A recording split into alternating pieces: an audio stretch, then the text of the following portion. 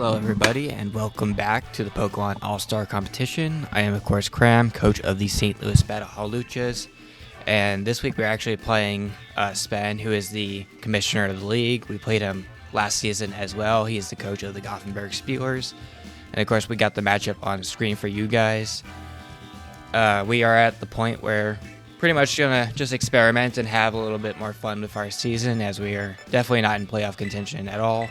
There's still a lot of things I want to try out, so I took that into mind while building, and then focused the prep on optimizing it for this matchup.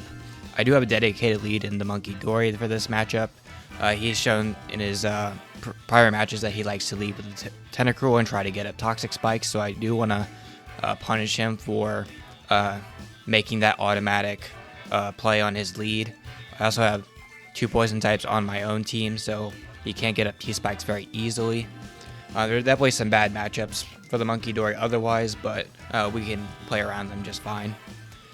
Looking at the matchup, my Enamorus T looks absolutely amazing. It gets a lot of switching opportunities on the Ting Lu if he wants to hazard stack me, and then I can just click Moonblast, or I can go on the aggressive and power the Tentacruel if that's his choice of switching.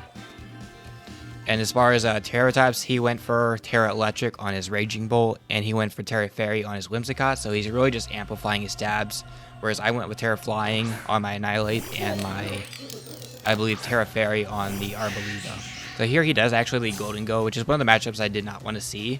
I do want to initially scout for the Scarf because I am not Scarf myself, and I'm not Cassidberry.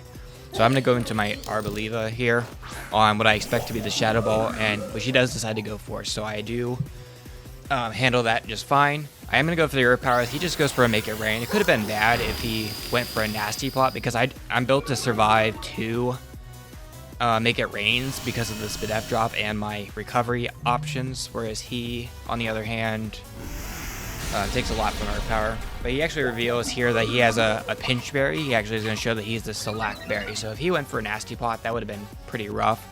Here I imagine that because I will knock him out with the next hit, he does not want to stay in. He wants to save this thing. As my terrain and my leftovers give me a lot of health back here.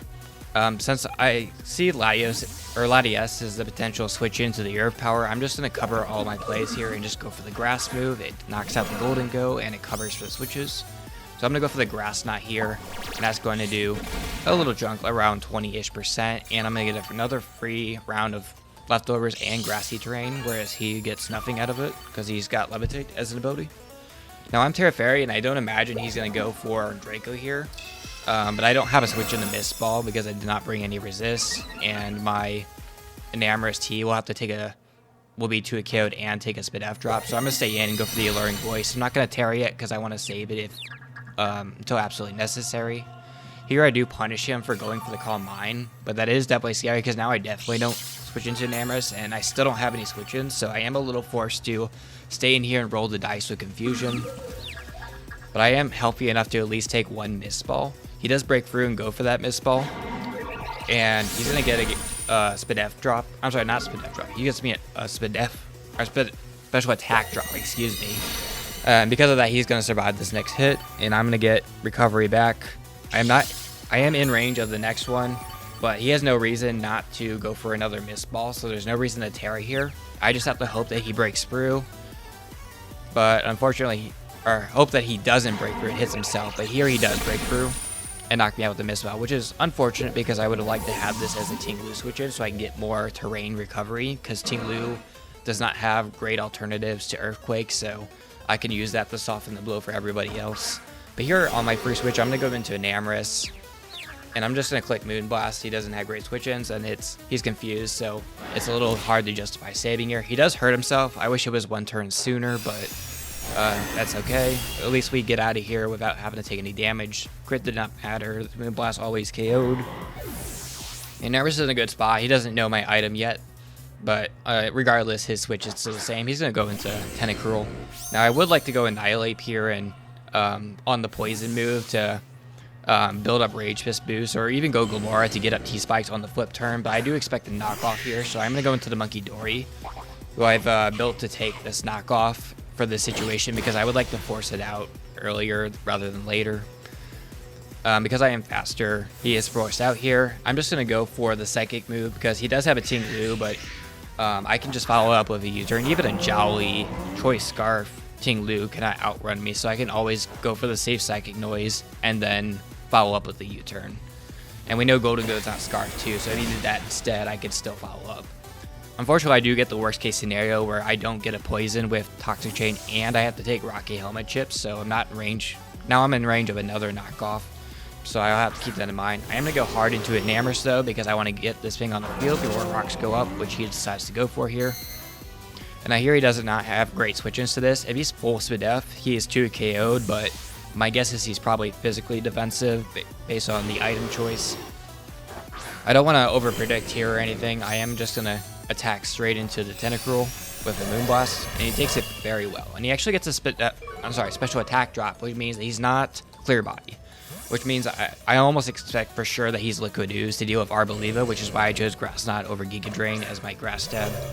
Here I am going to go into the Annihilate because I don't expect him to go for another knockoff. I figure he's going to go for the Poison move for the flip turn. So here he actually snags a Poison with the Gunk Shot, which is unfortunate because I do not have Rest. And that basically makes it very difficult for me to do anything with Annihilate.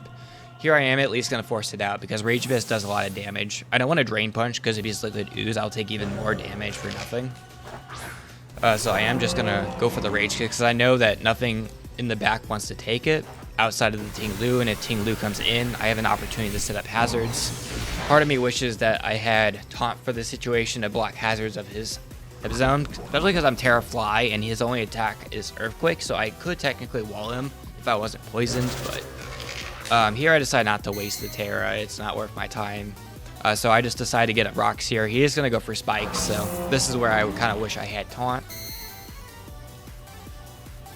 But here I'm going to take poison damage again, and I'm very low right now. Now that I got up the Rocks, I don't want to Encore. I have Encore as my last move, but I don't want to go for it on Spikes because I don't want more hazards for free.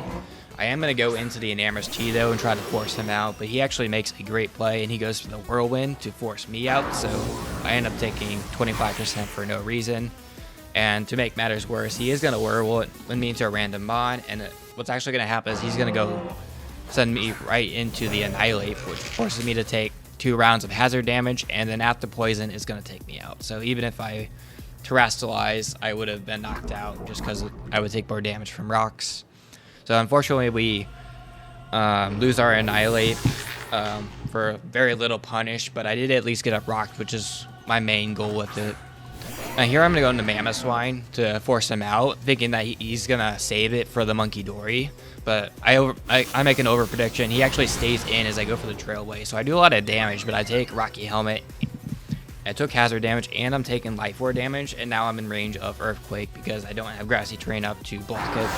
So unfortunately I lose Mammoth Swine, which was a big deal because that was a great breaker versus his entire team, especially since Golden Goat was weakened. And it was also good for Raging Bolt because it outran it and didn't have to worry about Thunderclap. So that's unfortunate. And here he's going to switch out, unfortunately, so I don't even get to take out the Ting Lu here. He is instead going to go into his Whimsicott, actually. This is one of his Terra Captains. So he must have felt that it wasn't needed, or he wanted to cover for the Earth Power. But I just went for the Moonblast and I knock it out, so that's one Terra Captain I don't have to worry about for this match. Here in response, he's going to go into Golden Go. And I'm out of switch-ins to make it rain, and I don't want him to set up a Nasty Plot or a Recover, obviously, so I'm just going to stay in. He's going to take me out with the Make It Rain. And he's going to take a special attack drop, which doesn't matter too much because all of my mons are weakened or weak to the stab option, so I can't really make use of that drop.